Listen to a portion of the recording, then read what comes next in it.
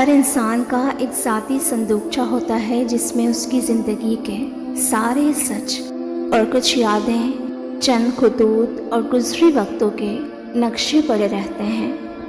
یقیناً تم جب بھی اس باکس کو کھولتے ہوگے تو تمہیں کچھ ٹوٹے سپنے نظر آتے ہوں گے۔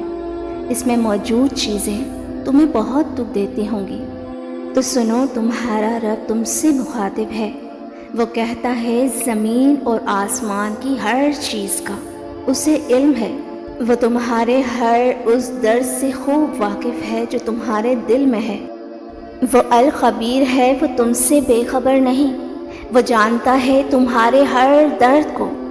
یاد رکھو، اس کے رحم کا پلڑا اس کی آزمائش پر ہمیشہ بھاری ہوتا ہے۔ اللہ تو ہے ہی ٹوٹے دلوں کا مکین۔ کسی چیز کے چھن جانے کا یا کسی کے چھوڑ جانے کا ہرگز غم نہ کرنا۔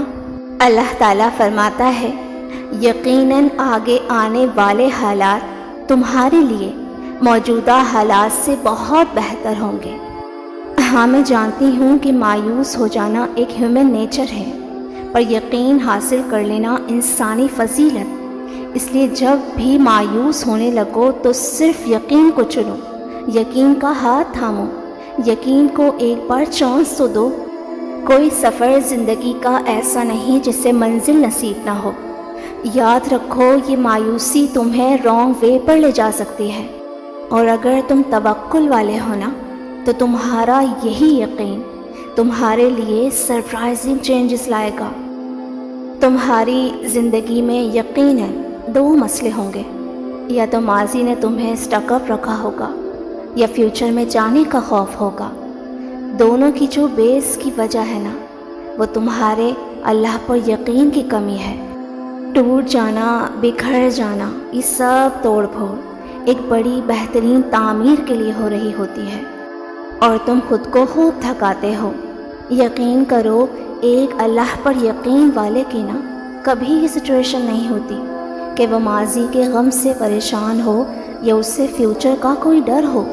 قرآن کی ایک آیت کا مفہوم ہے، یقیناً جو اللہ کے دوست ہوتے ہیں ان کی دو خصوصیات ہوتی ہیں جن کا ذکر خود اللہ تعالیٰ کر رہا ہے۔ وہ کہتا ہے ان کو کوئی خوف نہیں ہوتا، اور دوسرا ان کو غم نہیں ہوتا۔ اس رب کی یہ شان ہی نہیں کہ جو چیز تمہارے لیے بہتر ہو اس سے وہ تم سے دور کر دے، اور تمہیں کیا معلوم وہ چیز تمہارے لیے ضروری تھی یا نقصان دہ۔ یاد رکھو، تمہاری زندگی کا بیسٹ پلانر ایک اللہ ہے۔ تمہیں کون سی چیز کب چاہیے اور کب دینی ہے، وہ اس کی بہترین حکمت عملی کرنے والا ہے۔ اللہ یہ دروازہ تمہارے لیے بہتر ٹائم پر فوری کھول دے گا۔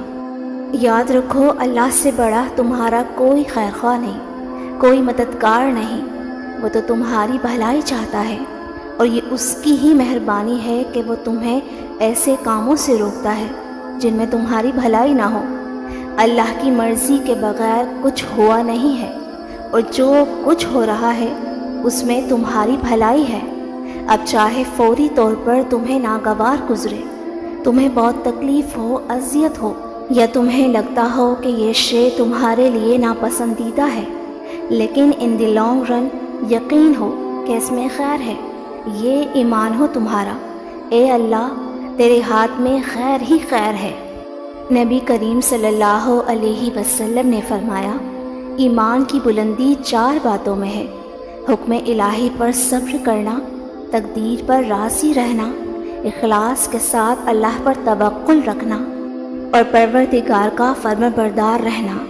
تم اپنے دل کی بے کلی اور بے اطمینانی سے کمزور نہ پڑو، کیونکہ شیطان تو تمہیں مایوسیوں اور برائیوں سے آلودہ کرنا چاہتا ہے، لیکن اللہ تعالیٰ ہر لمحہ انسان کو یاد دلاتا ہے اور اسے خوب احساس دلاتا ہے کہ میں اس کے ساتھ ہوں۔ اللہ تعالیٰ خود تمہیں اس کا یقین دلا رہا ہے، بس کچھ وقت کی بات ہے، صبر کر لو۔ میں صبر کرنے والوں کو پسند کرتا ہوں۔ میں ساری باتیں سنتا ہوں اور خوب باخبر ہوں۔ سنو، اللہ اسباب خود بناتا ہے، وسیلے خود پیدا کرتا ہے۔ تمہارے لیے آگے راستہ ریڈی ہوتا ہے، تمہیں صرف یقین کرنا ہوتا ہے۔ مجبور اور بے بس تم ہو لیکن اللہ نہیں۔